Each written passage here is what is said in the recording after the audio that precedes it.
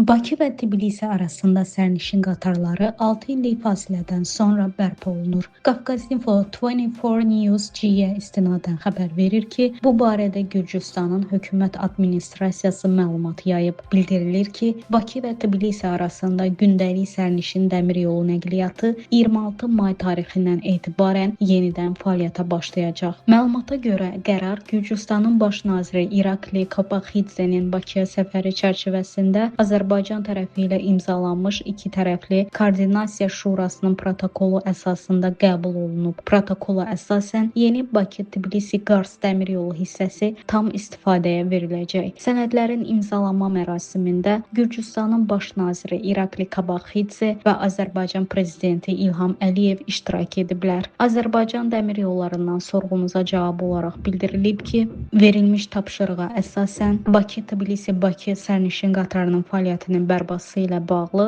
Azərbaycan Dəmir Yolları tərəfindən Gürcüstan Dəmir Yolları ilə işçi qaydada texniki və təşkilati məsələlərə dair müzakirələr aparılır.